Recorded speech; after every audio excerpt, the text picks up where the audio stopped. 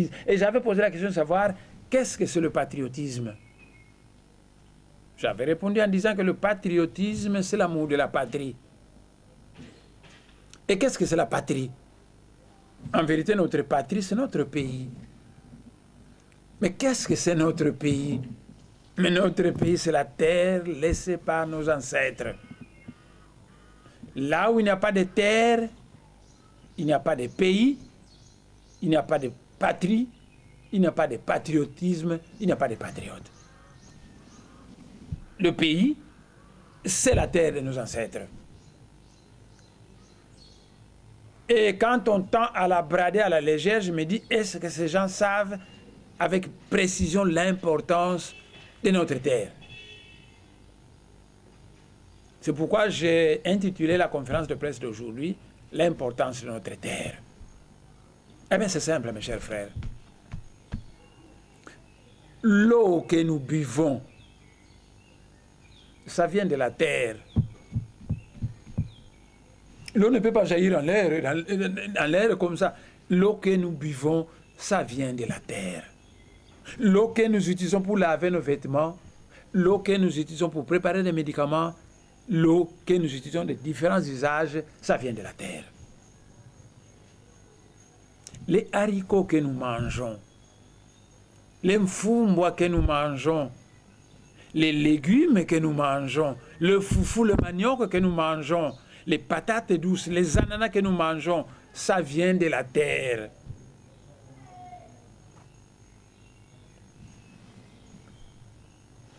Chaque maison a des fenêtres, elle a des portes, elle a des fauteuils, elle a des armoires, elle a des lits. La plupart de ces choses sont fabriquées avec des planches et vous n'aurez pas de planches si vous n'avez pas d'arbres, mais les arbres qui nous permettent de fabriquer des planches poussent dans la terre.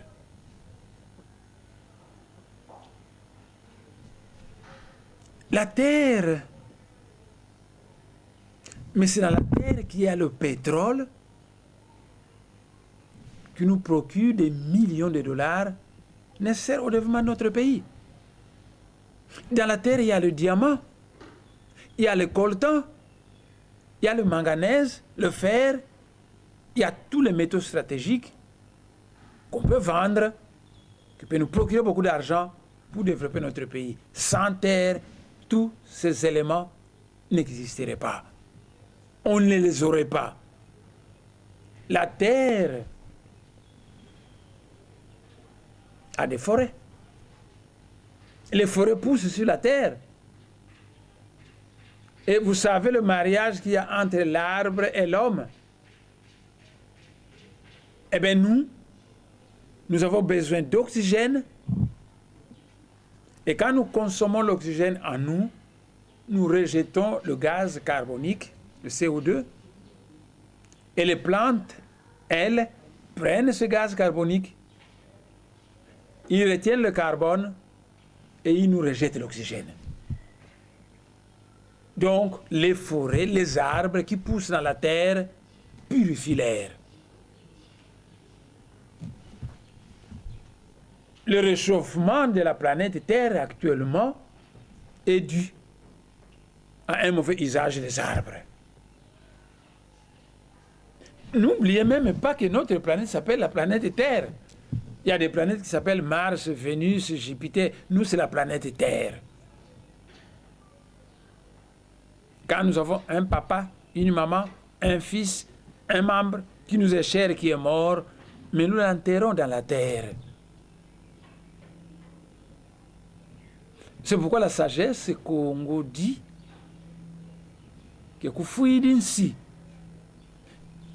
ye kufuidi ngudi yako keti kwesi wende. Ça veut dire que là où le pays est en train de mourir, je traduis littéralement, et là où est en train de mourir ta maman, où est-ce que tu iras? Et le sage répond que kufuidi nsi, là où meurt le pays. Parce que le pays, c'est la terre. Sans pays, vous n'aurez pas la terre où vous allez enterrer votre maman au cas où elle mourrait. Et la sagesse Congo enseigne que Zulu, Isame, Kansintoto, Inguriame Kundi Kilanga, le ciel est mon père, tandis que la terre est ma mère nourricière. L'importance de la terre. Nos villages, nos villes, mais nous les construisons sur la terre. Nos autoroutes, nos ponts, nos entreprises qui produisent du travail aux gens, c'est sur la terre que nous les construisons. Les matériaux de construction, le sable, mais ça provient de la terre. Les moellons, ça provient de la terre. Le ciment, ça provient de la terre. Vous voyez l'importance de notre terre. Beaucoup de pays arabes sont désertiques. Mais leurs sols et leurs sous-sols, souvent égorgés de pétrole. À cause de ce pétrole qui sont dans le sol, dans le sous-sol des pays arabes, eh bien, beaucoup de pays arabes ont beaucoup d'argent. Lequel argent peut leur permettre de construire un Dubaï facilement.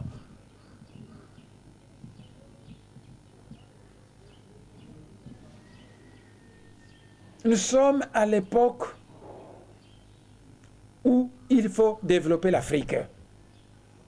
Et ce développement de l'Afrique, ce développement de notre pays, la République démocratique du Congo, demande beaucoup d'argent. Mais ne tombons pas dans un cercle vicieux. À l'époque du président Mobutu, je disais que maintenant qu'il y a beaucoup de diamants au Kasaï, prenons ce diamant et transformons-le en très belle ville. Prenons ce diamant, transformons-le en industrie électrique. Prenons ce diamant, transformons-le en autoroute, en pont. Parce que le diamant va finir un jour. Le jour où ce diamant finira, nous dirons aux générations futures que ces autoroutes, ces ponts, ces très belles villes du Kasaï, nous les avons construits grâce au diamant qu'il y avait autrefois ici. Mais si nous passons notre temps à consommer l'argent de ces diamants sans penser à récompenser d'où ça vient, eh bien un jour quand ce diamant finira, il n'y aura plus au Kasaï que des trous vides. Et où trouverons-nous l'argent pour développer le Kasaï? Mais on ne m'écoutait pas. J'en ai parlé à des diamantifères sur le Kasaïen. Mon voisin là-bas, c'est un grand diamantifère. Fonsi. Je lui en ai parlé. Mais on ne m'écoutait pas. La tendance était même d'aller au Kasaï prendre le diamant, après l'avoir vendu, d'aller construire ailleurs.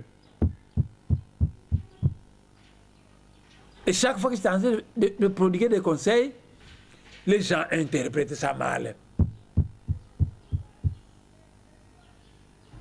On ne peut pas à la fois être pour un grand pays et en même temps fuir toutes les grandes provinces du pays pour aller s'entasser dans la plus petite province.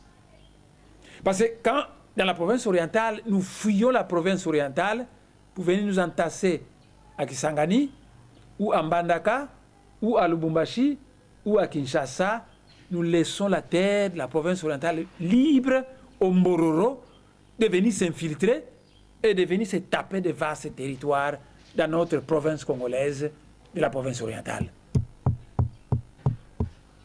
Vous savez que la France, c'est l'un des grands pays européens.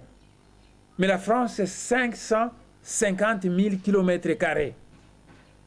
Et la province orientale, c'est 525 000 km². Donc il manque seulement 25 000 km², sinon la province orientale est aussi grande que la France. Vous vous rendez compte?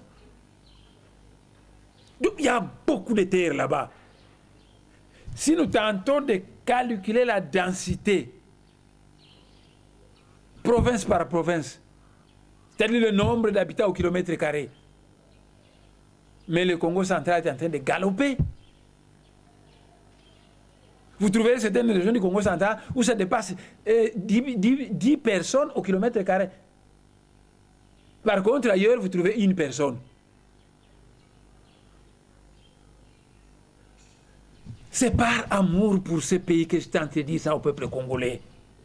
Si nous voulons un grand pays, nous devons tenter de peupler toutes les provinces de ce pays. Ça va être une sécurité pour la protection de notre terre.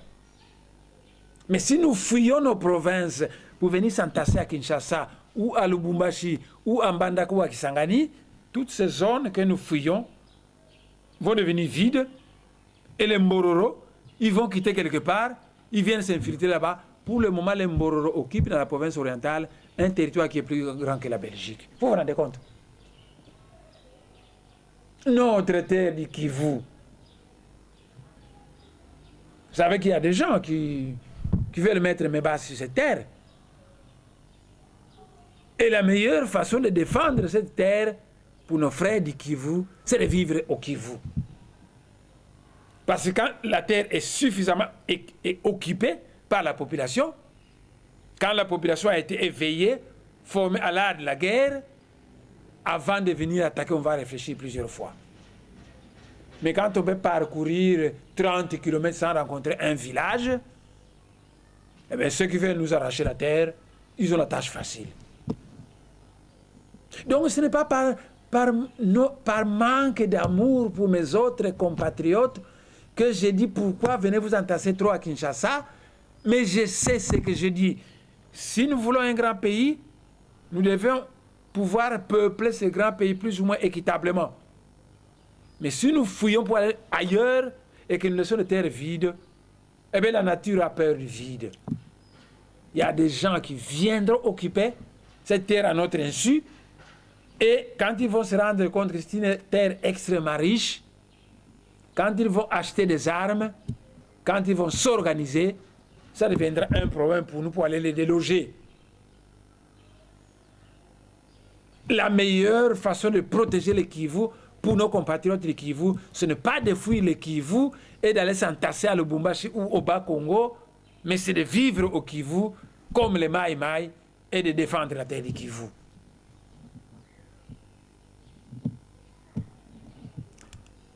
L'ex-URSS, c'est un pays uni, un grand ensemble, un super grand ensemble. Mais l'ex-URSS a éclaté en plusieurs États indépendants. Lorsque l'ex-URSS a éclaté en plusieurs États indépendants, tous ceux qui ne sont pas de la Fédération de Russie et qui habitaient à Moscou étaient maintenant obligés, chacun de rentrer dans sa province d'origine, qui devient un État indépendant. Alors vous allez pomper des richesses et vous ne songez même pas, ne fût-ce que dans votre chef-lieu de province, de vous taper une parcelle, de construire. C'est une erreur grave.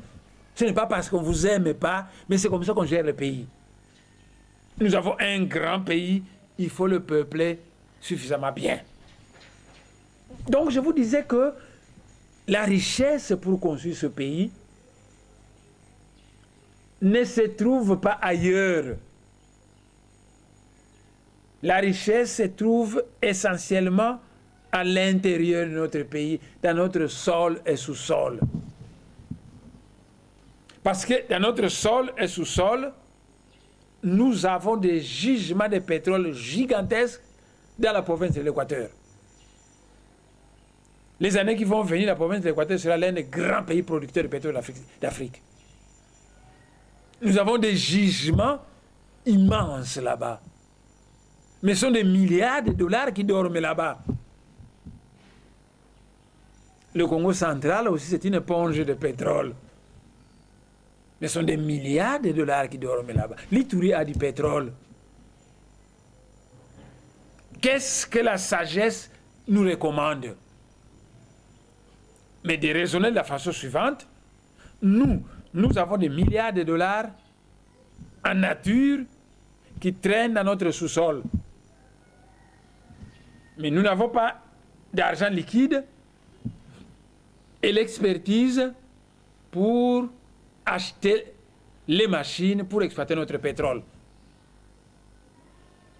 Alors, nous lançons une demande d'offre internationale où nous disons tout investisseur qui a suffisamment d'argent et qui voudrait se lancer dans l'exploitation pétrolière, qu'il vienne nous voir. Et quand il viendra nous voir, cet investisseur qui a de l'argent liquide et qui a de l'expertise, nous lui disons, écoutez, toi tu as de l'argent liquide, tu as de l'expertise, et nous avons de l'argent en espèces, des milliards de pétrodollars qui dorment là-bas.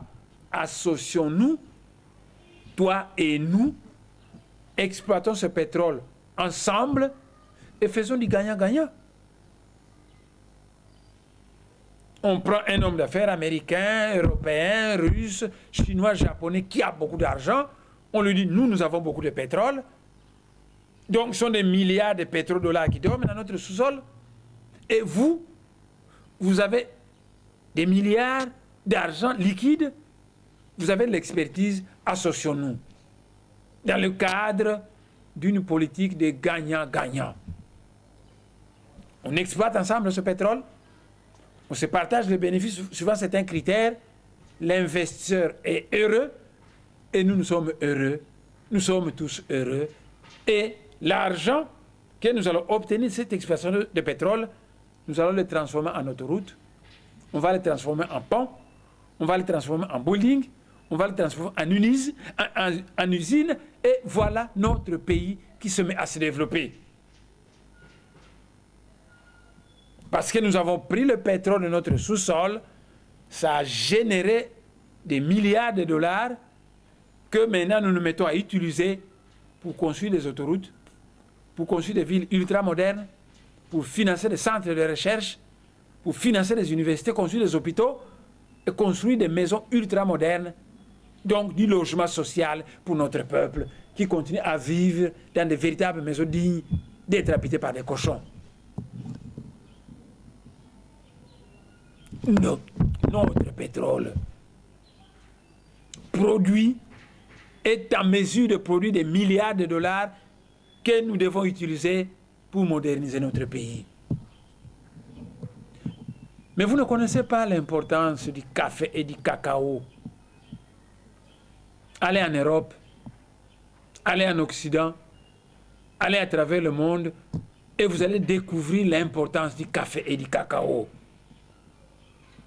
Houphouët-Boigny a principalement développé la Côte d'Ivoire grâce au café et au cacao. Or, nous avons notre forêt équatoriale. Pour ne parler que de la province de l'Équateur, parce qu'on peut aussi parler de l'Ituri, on peut parler de la forêt équatoriale du Bayombe, mais parlons seulement de l'Équateur qui est déjà plus grand que l'Allemagne fédérale. Mais toutes ces forêts de la région de l'Équateur, mais c'est le pays promis du café et du cacao. Sans oublier que dans l'Équateur, il y a aussi du diamant, il y a du coltan, il y a tous ces minéraux qu'on retrouve ailleurs. Mais en dehors de ça, beaucoup de pétrole, beaucoup de forêts vierges. C'est le pays du café et du cacao.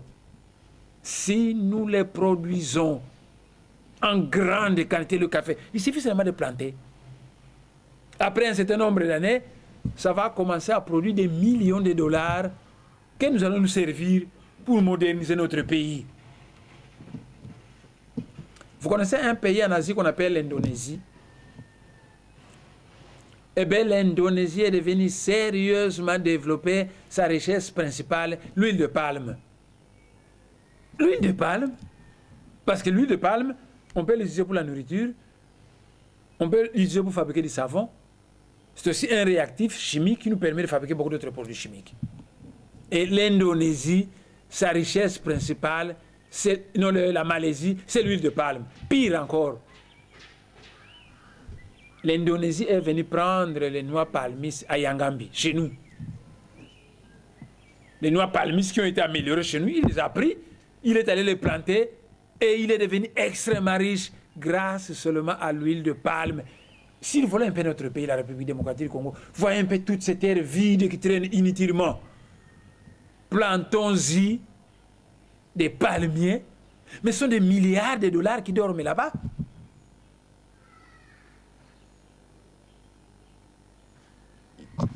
Donc, pour développer notre pays et le moderniser et améliorer le niveau de vie de notre peuple, il faut de l'argent.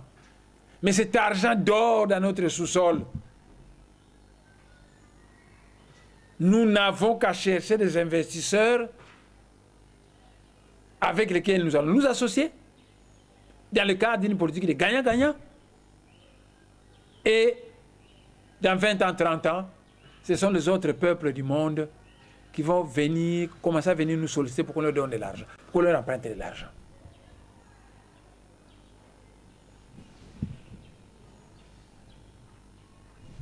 Qu'est-ce qui s'est passé en Afrique du Sud et au Zimbabwe? Je ne suis pas là pour remuer le couteau dans la plaie, mais l'histoire nous aide à bien se situer et à savoir comment se comporter. Il y avait une période en Afrique du Sud où il y avait des Blancs qui prétendaient qu'il faut un développement séparé. Les Noirs à part, les Blancs à part. Malheureusement, comme c'était les Blancs qui étaient au pouvoir, ils ont pris des microsols pour tester tous les terrains où il y a des richesses dans les sous-sols. Et tous ces terrains, souvent, on les donne aux Blancs. Et les terrains rocailleux, qui ne sont pas fertiles, on allait y installer les Bantoustans. C'est là que devaient vivre les Bantous, les Noirs. Au lieu simplement de plancher sur la mise sur pied d'une société multiraciale, où Blancs et Noirs vivent en paix dans la prospérité. Les gens ont cherché une prospérité sélective, réservée aux Blancs et à l'exclusion des Noirs. C'était purement et simplement une injustice. Les Noirs se sont soulevés, ils se sont battus, des gens ont été tués nombreux. Mandela a fait 28 ans de prison, mais au fur et à mesure que l'histoire a évolué, on s'est rendu compte que pour être en paix en Afrique du Sud, les Blancs n'ont pas l'avantage de vivre en société séparée avec les Noirs, mais qu'ils doivent plutôt se tenir la main et mettre sur pied une société multiraciale. Grâce à la sagesse bantoue de Mandela, la situation est en train d'évoluer positivement dans ce sens-là. Qu'est-ce qui se passe au Zimbabwe entre les Zimbabwéens et les colons britanniques? Mais c'était la même politique raciste qui consistait à arracher aux Noirs toutes les terres les plus juteuses, à les réserver aux Blancs et de laisser aux Noirs les terres les moins fertiles. Ça a tenu pendant un temps et avec le temps, l'indépendance est venue et les Noirs sont mis à réclamer leur part du gâteau et il y a maintenant un conflit entre les colons blancs et les Zimbabwéens. C'est un conflit inutile que l'Afrique n'a pas besoin pour le moment.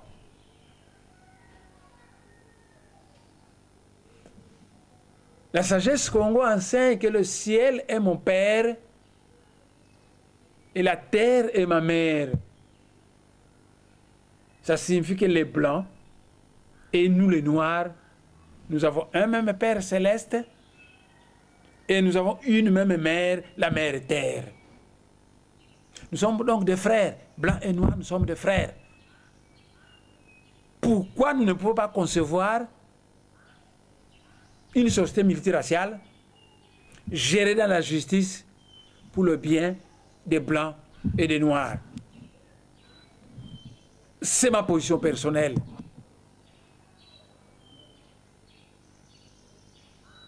C'est ma position personnelle. Et ce qui se passe pour le moment au Zimbabwe, je sais qu'en Occident, très souvent, on n'aime pas Robert Mugabe, mais l'Occident devait se poser la question de savoir la situation qu'il combat au Zimbabwe est née comment. Mais ce n'est à base d'une injustice. On voulait écarter les Noirs de la Rhodésie. On leur a arraché toutes les terres giteuses. Et pour le moment, l'indépendance est venue. Il faut mettre un peu de l'équilibre, un peu de justice. Malheureusement, ça se fait un peu dans un peu de désordre. Mais les Blancs n'auront jamais la paix partout où ils sont, aussi longtemps qu'ils vont vivre en vase clos séparés des Noirs qui ont le droit du premier occupant sur la terre africaine. L'unique solution pour les Blancs et les Noirs, pour leur bien commun, c'est de former une société multiraciale là où ils sont, ensemble, et ça va être parfait.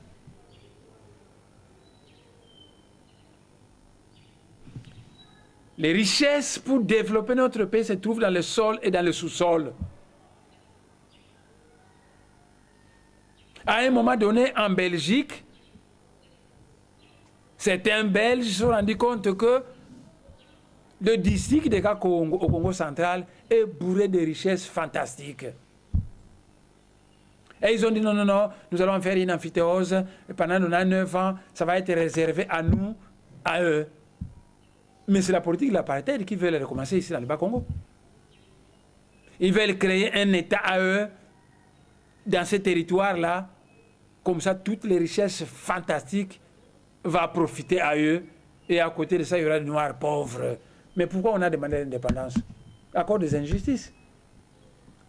Vous êtes rentré en Belgique, vous voulez revenir, mais dites-nous que vous voulez créer une société multiraciale avec nous. Nous allons étudier cette question. Elle n'est pas mauvaise. Et on va voir comment faire venir à ces Belges qui viendront se tenir la main avec nous, travailler et gérer le pays correctement pour le bien de ces Belges qui sont rentrés au Congo et pour nous.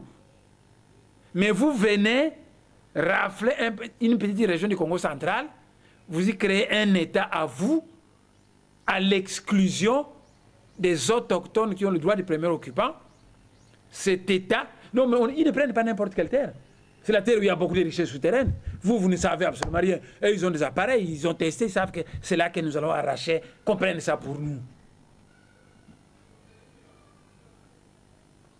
Et il n'y a pas longtemps, s'est tenue une réunion à Nice où les gens disent non, mais qu'on nous vende l'île de Mateba, nous allons en faire un micro-État de l'apartheid où nous allons vivre, nous et nos descendants. Mais voilà les méthodes négatives qui ont fait le malheur des peuples colonisés des siècles passés. C'est la situation de l'Afrique du Sud qu'on veut répéter, l'apartheid. C'est la situation du Zimbabwe qu'on veut répéter. Or, nous avons dit en Afrique du Sud et au Zimbabwe que le salut pour tous, c'est la mise sur pied d'une société multiraciale, où blancs et noirs vivent ensemble, se marient, développent le pays pour le bien de tous.